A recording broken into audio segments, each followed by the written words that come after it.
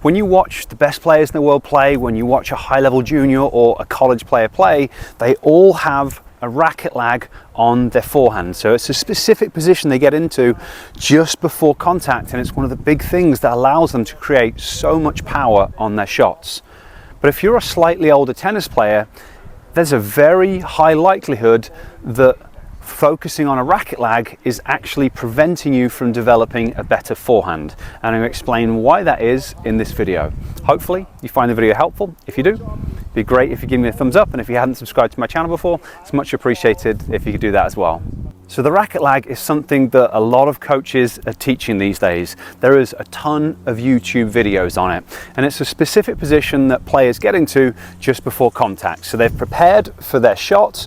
That looks slightly different. Some players have got the racket more pointing up. Next gen style, the racket tip is pointing down the court a little bit more. Doesn't matter exactly where it is, but there's some kind of preparation, and then from there, the swing is going to be initiated by driving through the back or outside hip. So the hip drives forwards, then the torso kicks in, and around the same time that that's happening, that's going to pull on the arm, and the racket is going to drop back into this position here.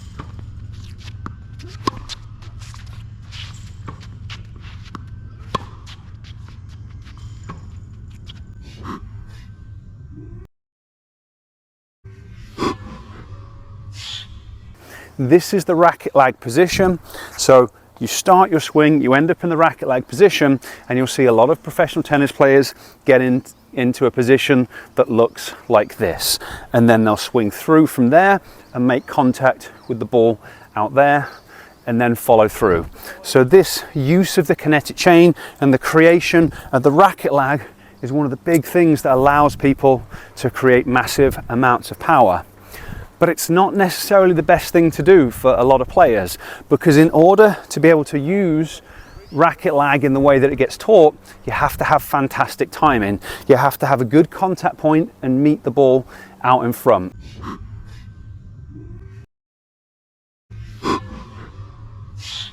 When you watch high-level players play, the majority of the time they're going to meet the ball out in front. Sure, sometimes they can't, sometimes their opponent will just hit a great shot and they've got to do whatever they've got to do, but most of the time they're going to be meeting the ball way out in front of the body. And you have to do that in order to be able to use the racket lag.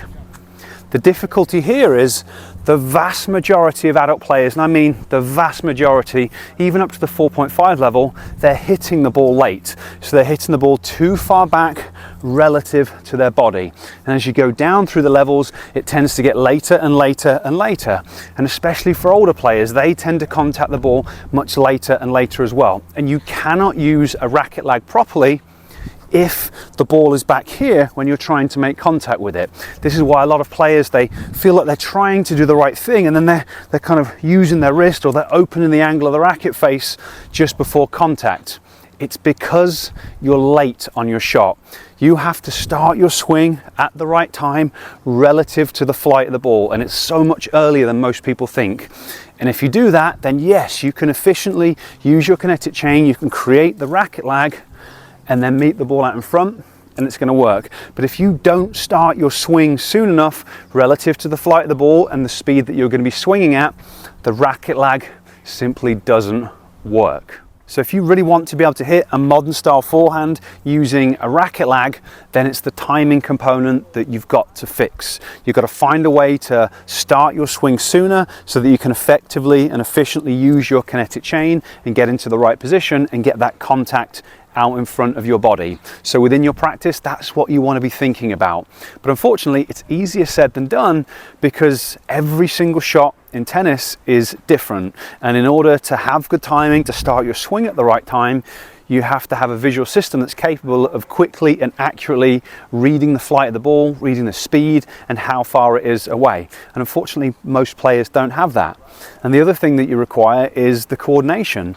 To be able to time the ball really well on every shot, you have to make adjustments, and it requires tremendous coordination. And again, the reality is that most adult tennis players, they don't have the level of coordination required to do this, especially older tennis players. The good news though is that you can actually train and improve your visual function and your coordination using brain-based training.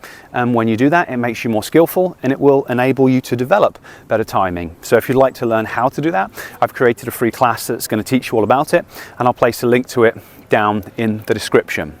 The other option that you've got is potentially simplifying your stroke, because you can hit an amazing quality forehand without using a racket lag, or you can kind of use a faux racket lag. So there's kind of two options there really.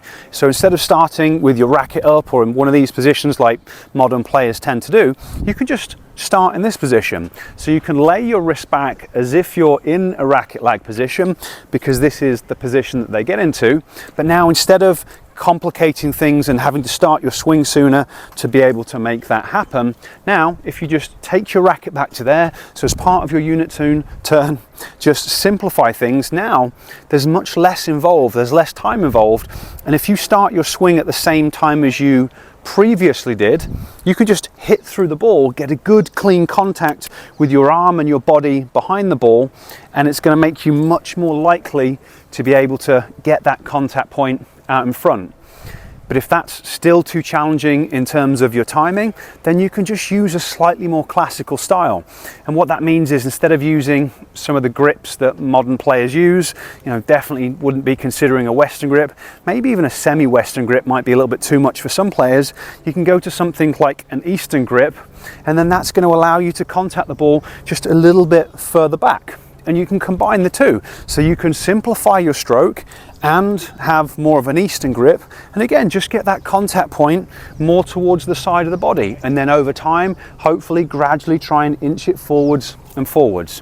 But they're the options that you've got. Just because a YouTube video says that you should be using a racket lag to hit a great forehand, that's simply not the case. You can hit a fantastic forehand with a continental grip if you're able to control the angle of the racket face. So you've got to find what works for you and just kind of understand how it all fits together. So hopefully that all makes sense. If you found the video helpful, be much appreciated if you could give me a thumbs up, and if you have any questions, leave them down below, and I'll catch you next time.